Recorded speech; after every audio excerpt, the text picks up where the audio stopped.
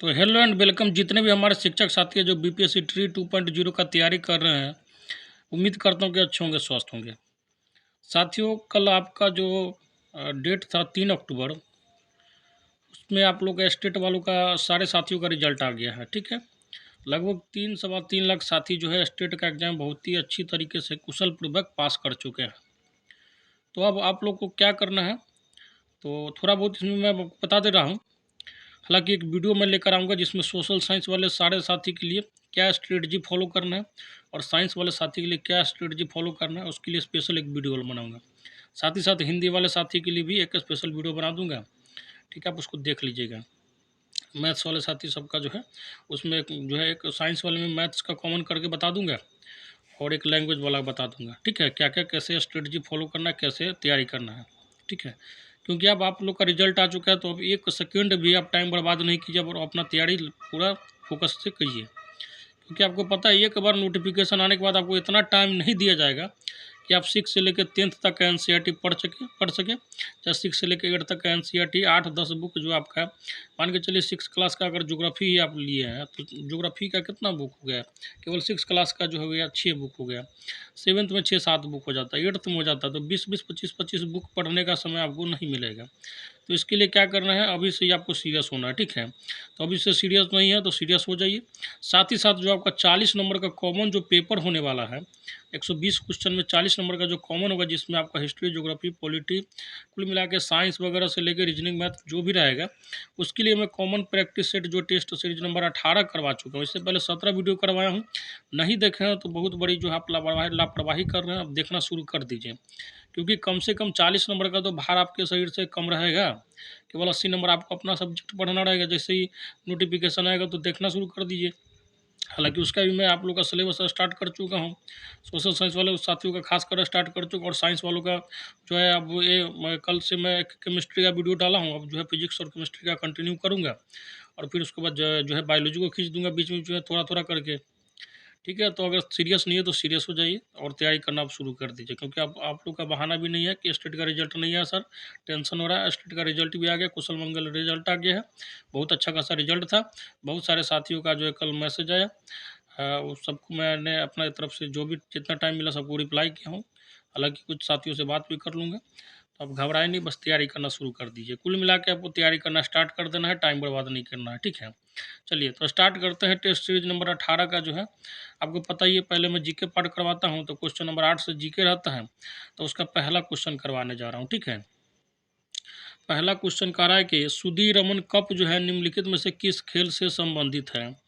बहुत सुंदर क्वेश्चन है। ये किससे है, तो बैडमिंटन से है। ठीक है, बैडमिंटन से। बैडमिंटन से आपको पता होगा, बैडमिंटन के जो दो महान खिलाड़ी ये भारत में हुए अभी तक। ठीक है, है तो बहुत, देखिए है बहुत, जो अभी वर्तमान में जो है उसमें जो है साइना नेहवाल है एक, और दूसरा जो है पीवी सिंधु जो अभी खेल ही रही है वर्तमान में। ठीक है, उसके बाद बैडमिंटन के बारे में 2-3 चीज़ ध्यान रखिएगा कि बैडमिंटन के कुछ शब्द है, शब्दावली है जो पूछा जाता है अक्सर, जैसे लव शब्दावली है। ठीक है ना, लव पूछा जाएगा कि लव शब्दावली जो है, शब्दावली जो है किस खेल से संबंधित है, तो बैडमिंटन से है। ठीक है, उसके बाद आपसे ये पूछ दिया जाएगा ड्यूस, ड्यूस भी इसी से आता है। ठीक है, इस बात को ध्यान रखिएगा, बहुत पूछा जाता है ये, इसलिए मैं बोल रहा हूँ।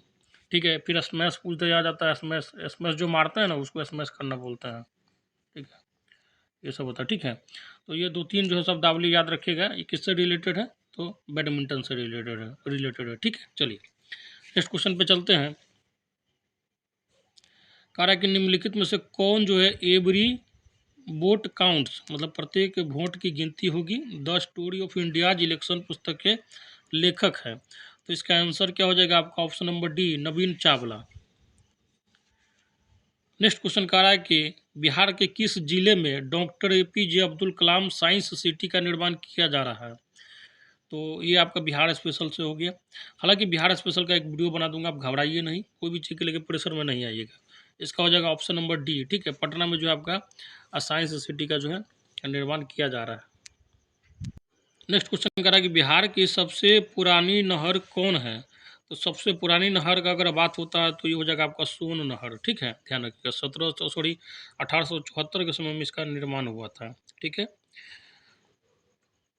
दूसरा जो सबसे पुराना नहर है वो भी ध्यान रखिए, क्योंकि हर चीज़ आजकल दूसरा पूछने का ट्रेंड है, तो ये हो जाएगा आपका त्रिवेणी नाहर। ठीक है, ध्यान रखिएगा। नेक्स्ट क्वेश्चन कह रहा है कि डीआरडीओ के अध्यक्ष कौन है, तो इसका आंसर क्या हो जाएगा बताइए आपका। डीआरडीओ के वर्तमान में अध्यक्ष कौन है, तो ध्यान रखिएगा डीआरडीओ के अध्यक्ष कौन है, तो समीर बी कामत है। ठीक है, चलिए इससे पहले कौन थे, तो आपको पता होना चाहिए। इससे पहले जो थे आपके जी सतीश रेड्डी थे। ठीक है, और खासकर डीआरडीओ, इसरो, उसके बाद इसका जो है चेयरमैन वगैरह अध्यक्ष वगैरह का नाम जरूर याद रखिएगा। थल सेना, वायुसेना, जल सेना के अध्यक्ष कौन है अभी वर्तमान में। फिर उसके बाद कैबिनेट सचिव के बारे में कुछ कुछ याद रखिएगा, जैसे 2-3 हो जाता है। प्रधानमंत्री के जो प्रमुख सलाहकार होते हैं, ठीक है। उसके बाद आपका राष्ट्रपति के जो प्रमुख सलाहकार होते हैं उस सबका नाम जो है विशेष रूप से ध्यान रखिएगा। लोकसभा के स्पीकर कौन है, राज्यसभा के स्पीकर कौन है, ये सब चीज़ करंट अफेयर में जो बहुत जो है पूछा जाता है। आगे कहा कि प्रकाश सिंह बादल का निधन हो गया है, वो किस राज्य के मुख्यमंत्री थे, तो ये आपके पंजाब के थे। ठीक है, ध्यान रखिएगा। अकाली दल के मतलब एक तरह से मेन हेड थे। ठीक है, ध्यान रखिएगा। बीजेपी से हालांकि इसका अलायंस रहता था। आगे कह रहा है कि क्वेश्चन नंबर जो है आपका 14 कह रहा है, निम्नलिखित में से किस देश में प्रधानमंत्री श्री नरेंद्र मोदी ने लिटिल इंडिया गेटवे की आधारशिला रखी है, तो इसका आंसर क्या हो जाएगा आपका ऑप्शन नंबर ए, ऑस्ट्रेलिया में। ठीक है, ध्यान रखिएगा। आगे कह रहा है कि पौधों में क्लोरोफिल बनाने के लिए कौन सा तत्व आवश्यक है, सहायक है। बहुत इंपॉर्टेंट क्वेश्चन है। ठीक है, बहुत अच्छा क्वेश्चन है, ध्यान रखिएगा। मैग्नीशियम। ठीक है, मैग्नीशियम, ये हो जाता है आपका मैग्नीशियम। ठीक है, ध्यान रखिएगा। केमिस्ट्री में पढ़ना है। इसका परमाणु संख्या 12 होता है और द्रव्यमान संख्या 24 होता है। आगे कह रहा है कि निम्न में से कौन सा एकांक ऋणावेश के कारण जो विद्युत क्षेत्र रेखाओं को प्रदर्शित करता है, बताइए कौन हो जाएगा इसका आंसर। तो इसका आंसर जो हो जाएगा आपका ऑप्शन नंबर जो है बी हो जाएगा। देखिए ऋणावेशित क्या होता है, ऋणावेशित जैसे ही चार्ज रखिएगा तो सबको अपनी तरफ अट्रैक्ट करेगा। ठीक है ना, ये हो गया आपका अट्रैक्शन। भैया अगर धनावेशित होता तो क्या होता, धनावेशित होता तो रिपेल करता। ठीक है ना, ठीक है, ध्यान रखिएगा। चलिए इस तरीके से चलिए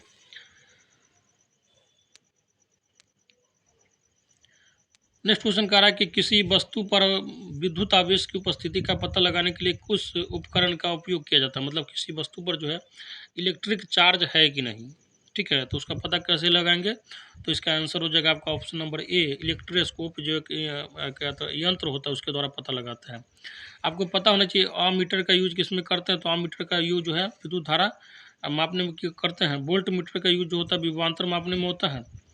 एनीमोमीटर का कुछ कुछ यंत्र का नाम बता देता हूँ, ध्यान रखिएगा। एनीमोमीटर आपका हवा का वेग नापने के लिए होता है, ये बहुत पूछा जाता है। और फेदोमीटर समुद्र की गहराई के लिए। चलिए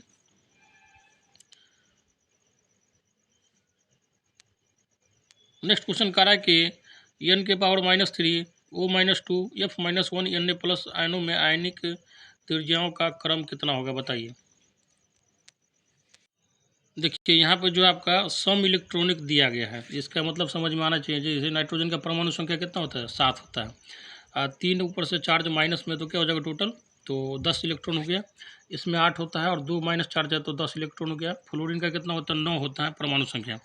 एक ऊपर माइनस चार्ज है तो कितना हो जाएगा, 10 हो जाएगा इसमें भी इलेक्ट्रॉन। और सोडियम का कितना होता है, 11 होता है। ठीक है, तो उसमें भी +1 चार्ज है तो कितना हो जाएगा आपका जो है 10 इलेक्ट्रॉन हो जाएगा। मतलब कुल का इलेक्ट्रॉन कितना, 10 है। तो जब भी सम इलेक्ट्रॉनिक सीरीज हो तो उसको कैसे त्रिज्या को याद रखना है, देखिए मैं आपको समझा देता हूँ, हालांकि कोशिश करता हूँ, नहीं समझ में आएगा तो मैं इसका एक ट्रिक बता दूंगा।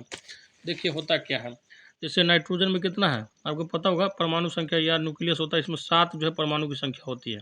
ठीक है, परमाणु की संख्या कितनी है इसमें, 7 है। और इसके मान के चलिए इसके चारों इलेक्ट्रॉन क्या होता है, चारों ओर चक्कर लगाता है, तो ये जो है आपका 10 इलेक्ट्रॉन है। ठीक है ना, टोटल 10 इलेक्ट्रॉन है।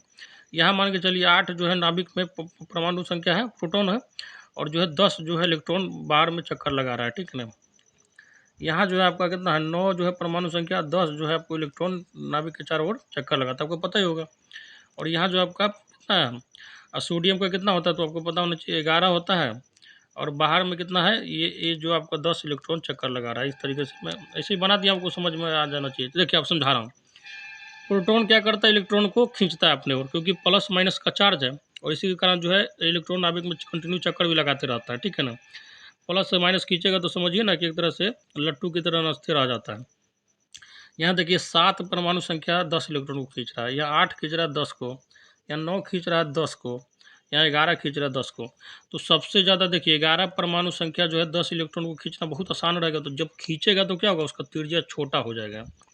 यहाँ पे 9 जो है परमाणु संख्या 10 इलेक्ट्रॉन को खींच रहा है, तो सबसे जो है क्या है, यहाँ पे 7 परमाणु संख्या सबसे कम है और उसको सबसे ज़्यादा इलेक्ट्रॉन खींचना है, तो नहीं सही से खींच पाएगा, तो यहाँ सबसे बड़ा त्रिज्या हो जाएगा। फिर इसके बाद इसका त्रिज्या हो जाएगा 8 परमाणु संख्या को जो है इसको 8 प्रोटॉन या परमाणु संख्या को 10 इलेक्ट्रॉन खींचना है, तो फिर इसका जो है त्रिज्या होगा, फिर इसका त्रिज्या होगा, लास्ट में इसका त्रिज्या हो जाएगा, क्योंकि यहाँ पे जो है 11 परमाणु संख्या मात्र 10 इलेक्ट्रॉन को खींचना है, तो आसानी से खींच लेगा बहुत, जो इसके कारण क्या होगा, त्रिज्या छोटा हो जाएगा। तो इसका आंसर क्या हो जाएगा, ए हो जाएगा। ठीक है ना, ध्यान रखिएगा। अब इसे क्या रखना है, आप क्या कीजिएगा, इसका एक मैं ट्रिक बता देता हूँ। P/E रेशियो निकाल लीजिएगा। यह क्या होता है, P मतलब प्रोटॉन की संख्या या परमाणु संख्या, E मतलब इलेक्ट्रॉन की संख्या, इसका रेशियो निकाल लीजिएगा।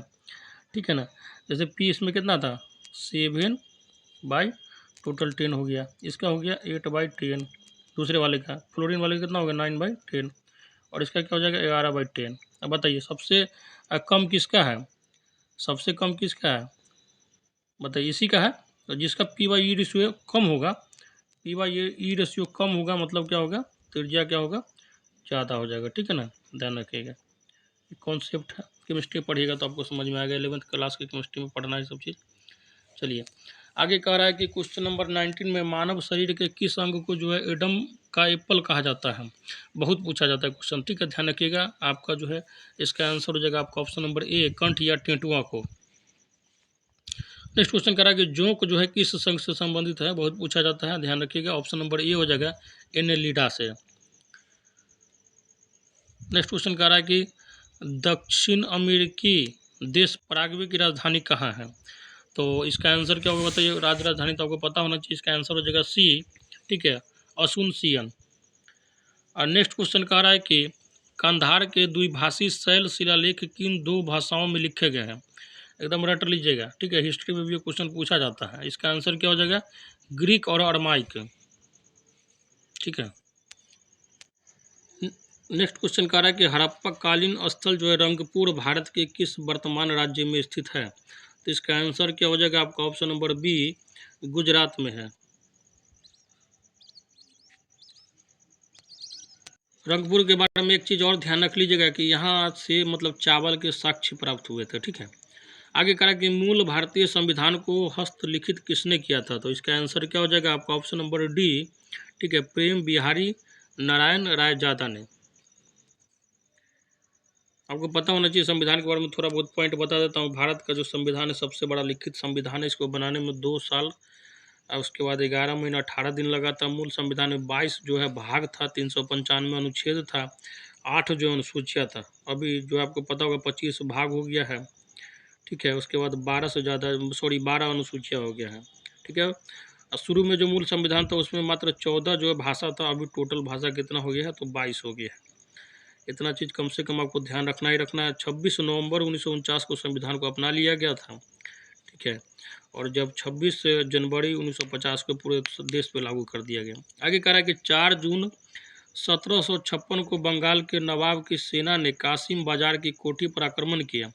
इस समय बंगाल का नवाब कौन था, तो इसका आंसर क्या हो जाएगा आपका ऑप्शन नंबर बी, सिराजुद्दौला था। नेक्स्ट क्वेश्चन कह रहा है कि हिंद महासागर जो है विश्व का डैश महासागर है, तो इसका आंसर क्या हो जाएगा आपका ऑप्शन नंबर सी, तीसरा सबसे बड़ा महासागर है। अच्छा, तो तीसरा सबसे बड़ा महासागर है, तो सबसे पहला आपको पता होना चाहिए कौन है, तो प्रशांत महासागर, और दूसरा अटलांटिक महासागर। एकदम रट लीजिएगा, दिमाग में छाप लीजिएगा। पहला प्रशांत महासागर, दूसरा अटलांटिक महासागर, तीसरा जो आपका हिंद महासागर है। ठीक है, ध्यान रखिएगा।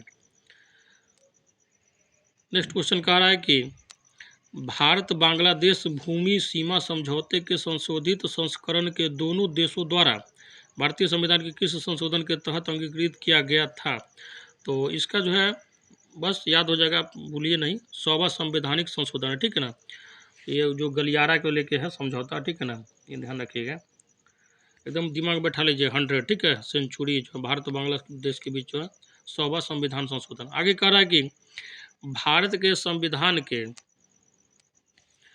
संविधान के किस अनुच्छेद में यह उल्लिखित है कि देवनागरी लिपि में लिखित हिंदी संघ की राजभाषा होगी। ठीक है, तो बताइए इसका आंसर क्या हो जाएगा आपका? ऑप्शन नंबर डी हो जाएगा। अनुच्छेद 343 एक में देखिए 343 में राज मतलब भाषा का उल्लेख है, सबको पता है, ठीक है। लेकिन इसमें भी ध्यान रखिएगा 343 एक में वर्णित है कि देवनागरी लिपि में जो लिखित हिंदी जो है संघ की क्या होगी? राजभाषा होगी। आगे कह रहा है कि निम्नलिखित में से कौन एक जो है पंचायतों से संबंधित नहीं है? तो इसका आंसर क्या हो जाएगा आपका? ऑप्शन नंबर बी, ठीक है। संविधान का जो है 74वां संशोधन जो अधिनियम है, ये किससे संबंधित है? तो आपको पता होना चाहिए, ये जो पंचायत से नहीं है, ये आपका नगर निगम वाला जो पंचायत होता है उससे संबंधित है। 73वां जो संशोधन अधिनियम है वो आपका पंचायत से है। नेक्स्ट क्वेश्चन कह रहा है कि निम्नलिखित में से कौन सा वह पर्वत शिखर है जो भारतीय राज्य नागालैंड और म्यांमार के सगाइंग श्रेणी की पहाड़ी सीमा पर आसपास की चोटियों से ऊपर दिखाई देता है? तो इसका आंसर क्या हो जाएगा बताइए साथी? आपका जल्दी से बताइए कमेंट बॉक्स में इसका आंसर क्या होगा। तो इसका आंसर जो हो जाएगा आपका ऑप्शन नंबर सी हो जाएगा, माउंट सारामती, ठीक है। नेक्स्ट क्वेश्चन कह रहा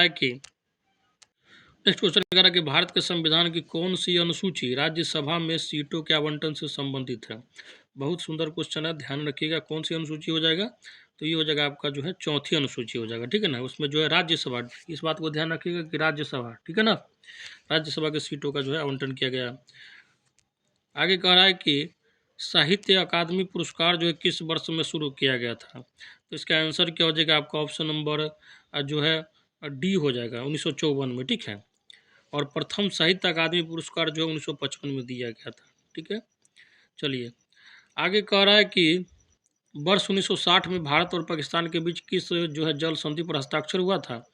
तो इसका आंसर क्या हो जाएगा आपका? ऑप्शन नंबर डी, सिंधु नदी पे। और इस समझौते के तहत 90% जो जल है इस नदी का पाकिस्तान यूज करती है, ठीक है, और भारत जो है 10% पे।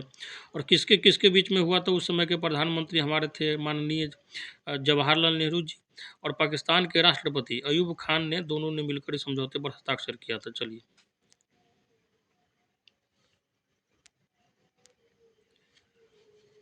नेक्स्ट क्वेश्चन कह रहा है कि बांग्लादेश जो है किस वर्ष तक पाकिस्तान का हिस्सा रहा है? तो आपको पता होना चाहिए कब तक। तो ये हो जाएगा आपका ऑप्शन नंबर डी, 1971 तक। और 1971 में जो इसको आज़ाद करा दिया गया है। और किसके नेतृत्व में आज़ाद हुआ था? तो ध्यान रखिएगा शेख मुजीबुर रहमान के नेतृत्व में जो है आपका पूर्वी पाकिस्तान अलग हो गया, ठीक है। पूर्वी पाकिस्तान का मतलब बांग्लादेश हो जाता है, पश्चिमी मतलब आपका जो है ओरिजिनल जो है बम बारूद वाला, ठीक है। आगे कह रहा है कि मिट्टी की सबसे निचली परत को डैश कहा जाता है? तो ये हो जाएगा आपका ऑप्शन नंबर सी, तलसेल। नेक्स्ट क्वेश्चन कह रहा है कि बाड़ा लाचा दर्रे के दोनों किनारों पर से निकलने वाली दो जल धाराएं चंद्रा और भागा निम्न में से कौन सी नदी बनाती है? तो इसका आंसर क्या हो जाएगा आपका? ऑप्शन नंबर बी जो है चिनाब हो जाएगा, ठीक है। चंद्रा और भागा नाम से भी थोड़ा बहुत रिलेट कर रहा है। आगे कह रहा है कि पक्के बाघ अभ्यारण्य निम्नलिखित में से किस राज्य में स्थित है? तो इसका आंसर क्या हो जाएगा आपका? ऑप्शन नंबर सी, अरुणाचल प्रदेश में। नेक्स्ट क्वेश्चन कह रहा है कि हाइड्रोकार्बन, नाइट्रोजन ऑक्साइड और अन्य हानिप्रद गैसों के साथ सूर्य प्रकाश की डैश क्रिया से घना कोहरा जो है उत्पन्न होता है? इसका आंसर क्या हो जाएगा आपका? ऑप्शन नंबर जो है डी हो जाएगा, प्रकाश रासायनिक। नेक्स्ट क्वेश्चन कह रहा है कि कई प्राचीन स्मारक अम्ल वर्षा के द्वारा नष्ट हो चुके हैं जो है?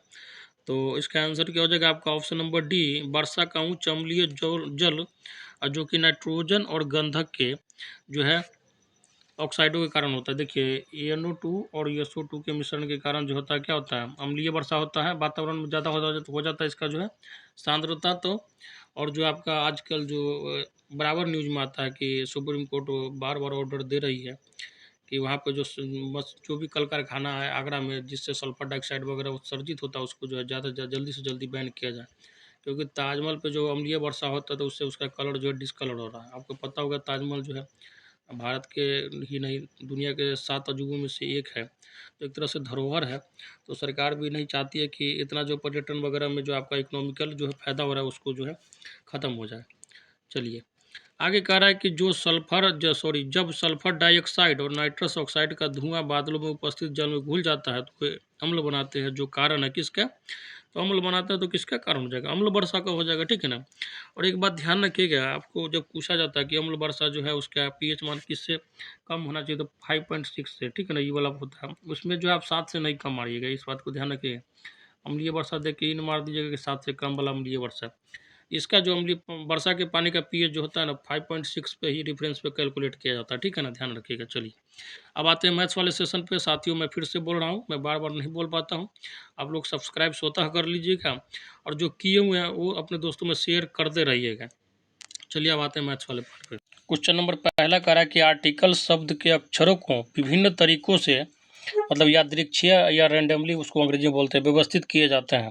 तो कह रहा है कि स्वरों को सम स्थानों पर आने की क्या संभावना है। देखिए तो इसमें प्रोबेबिलिटी निकालना है आपको। पहले कितना वर्ड दिया गया, 7 वर्ड दिया गया है, ठीक है। इस तरीके से मैं आपको ये 7 वर्ड का खाना बना दे रहा हूँ।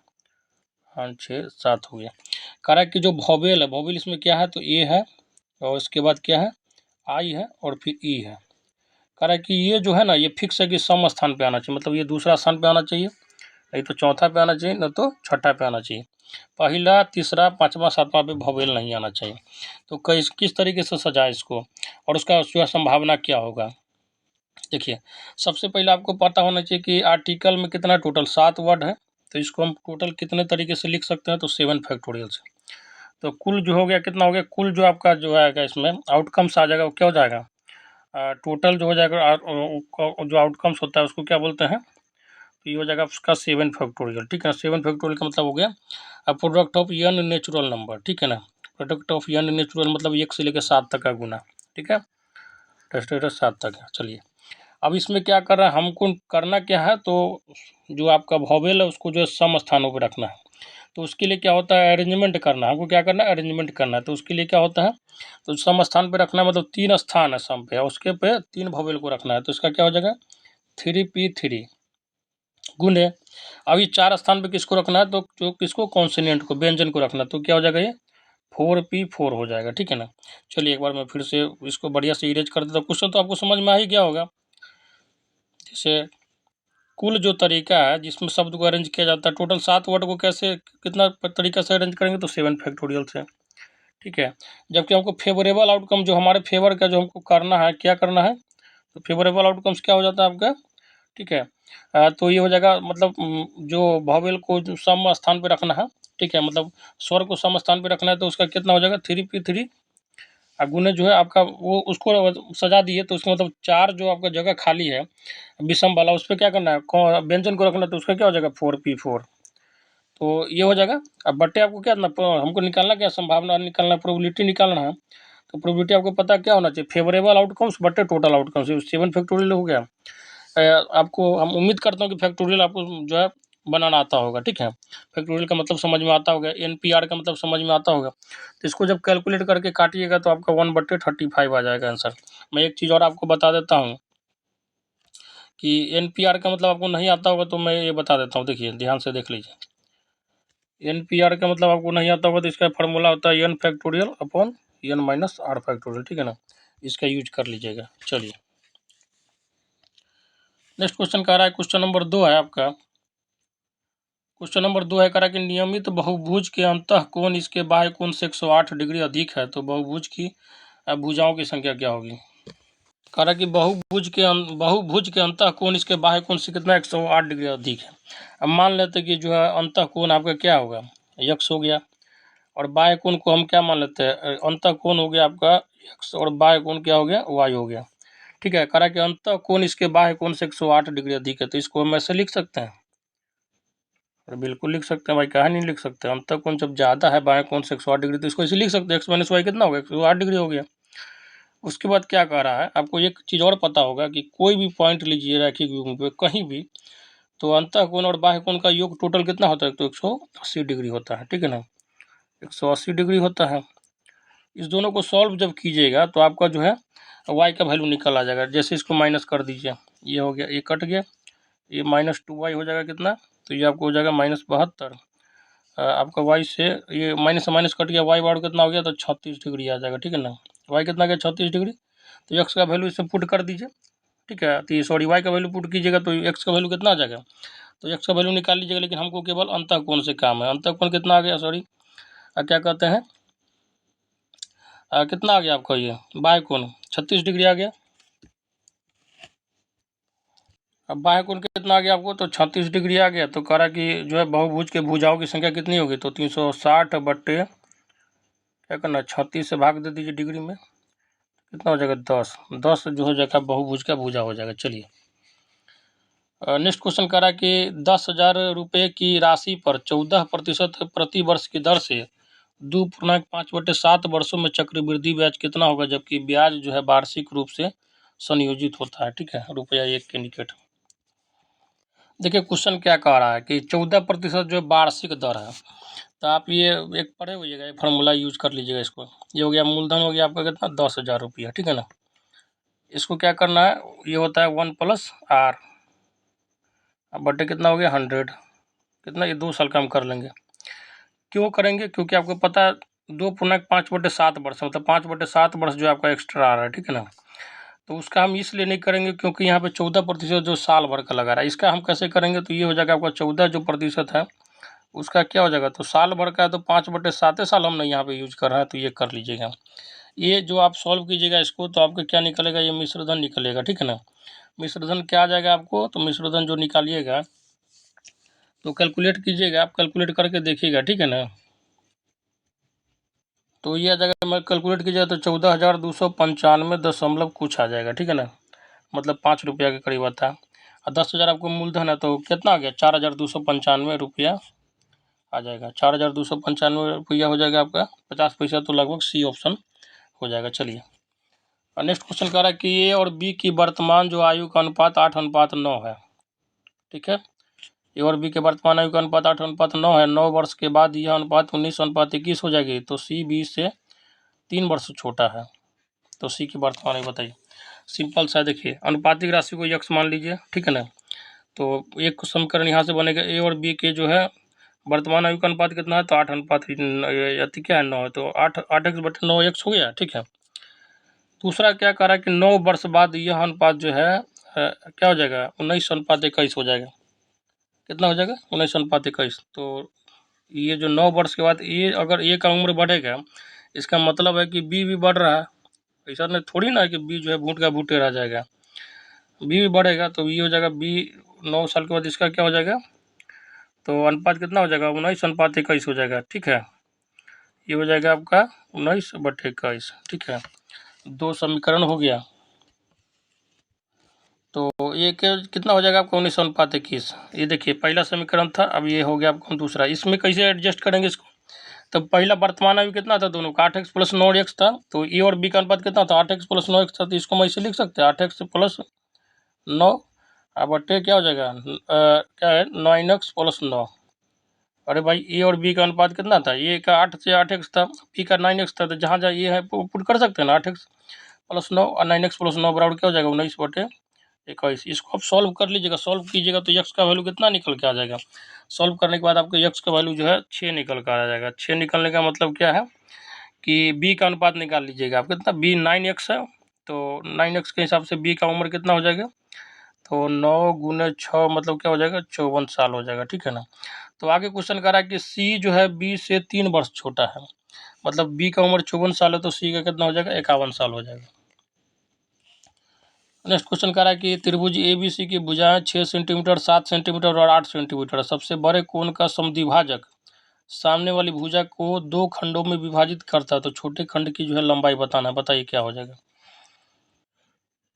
चलिए साथी, ये क्वेश्चन जो है आपका होमवर्क है। मैं रोज क्वेश्चन एक दूंगा आपको होमवर्क के लिए, 7 क्वेश्चन में से ये क्वेश्चन मैथ्स का। आप इसको कीजिएगा, डाउट होगा तो ज़रूर पूछ लीजिएगा। ठीक है, इसका आंसर मैं आपको बता दूंगा, हालांकि मैं बता देता हूँ। चलिए आप सॉल्व कीजिएगा। 48/13 सेंटीमीटर है। चलिए आगे कह रहा है कि एक बेलन का वक्रीय पृष्ठ का क्षेत्रफल और आयतन क्रमशः इतना है, तो इसकी त्रिज्या और ऊंचाई का अनुपात क्या होगा। देखिए अब बेलन कैसा होता है तो आपको पता होना चाहिए, ऐसा होता है। ठीक है,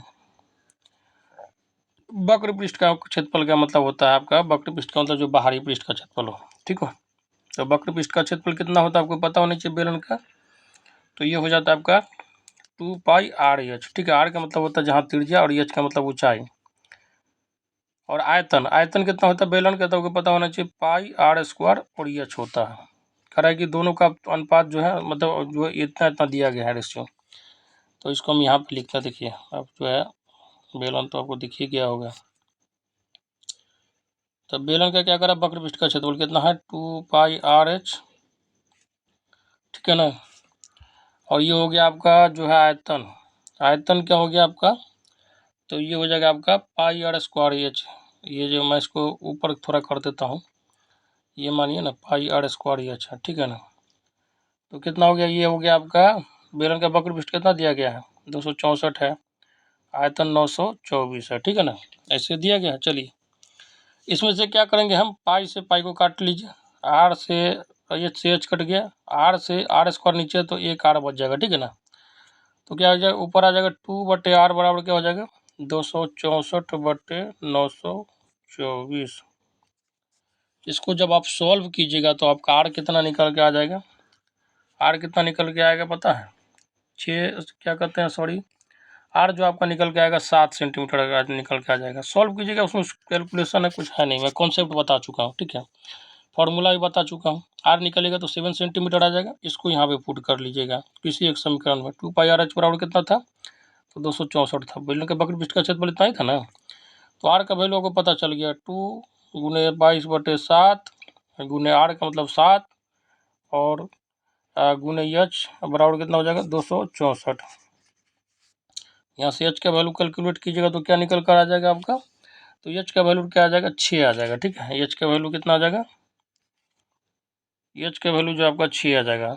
तो पूछ रहा है त्रिज्या और ऊंचाई का अनुपात, मतलब आर और एच का अनुपात कितना हो जाएगा, आर कितना था 7, हाइट कितना हो गया 6, तो ये क्या हो जाएगा अनुपात 7:6, ऑप्शन नंबर सी हो जाएगा। चलिए और लास्ट क्वेश्चन है, कह रहा है कि ए की आय जो है बी से 40% अधिक है। मतलब आप बी अगर मान के चलिए जो है 100 रुपया कमा रहा है, तो समझिए कि ये जो हो जाए कितना 140 कमा लेगा। कहता है यदि ए की आय में 25% वृद्धि होती है और बी की आय में 40% की वृद्धि होती है, तो ए और बी के संयुक्त आय में वृद्धि प्रतिशत कितना है। देखिए इसको पॉइंट टू पॉइंट समझिए, तभी नहीं तो फंस जाइएगा।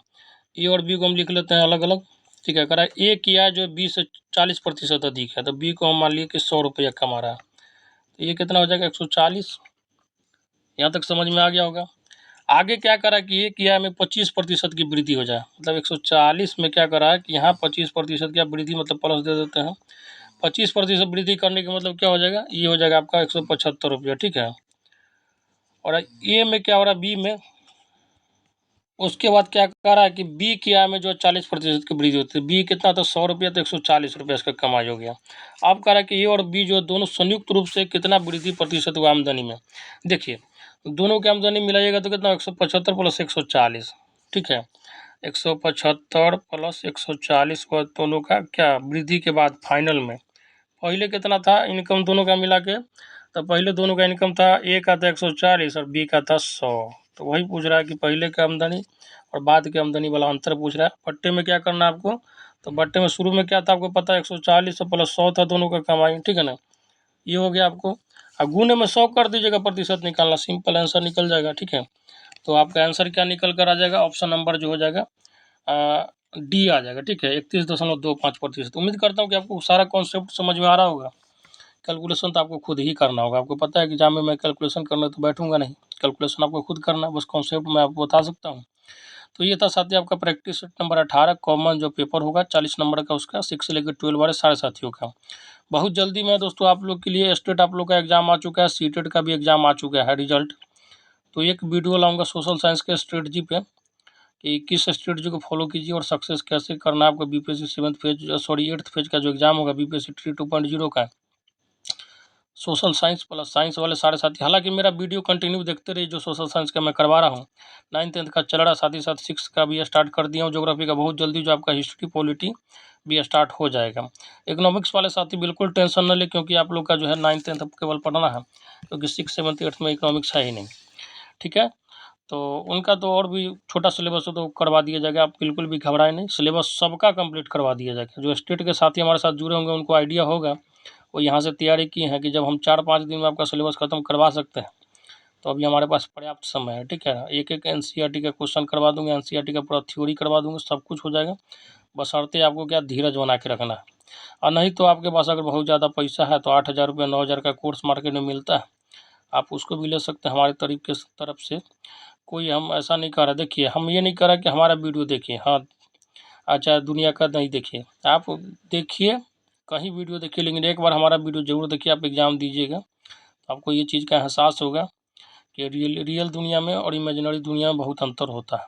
ठीक है, चलिए ठीक है साथी, तो चलिए लेते हैं विदा। बस लाइक कर दीजिएगा, शेयर करते रहिएगा जितने ज़्यादा हो सके आप लोग का, बस यही करना है। कुछ इकोनॉमिक सपोर्ट नहीं हम मांग रहे हैं।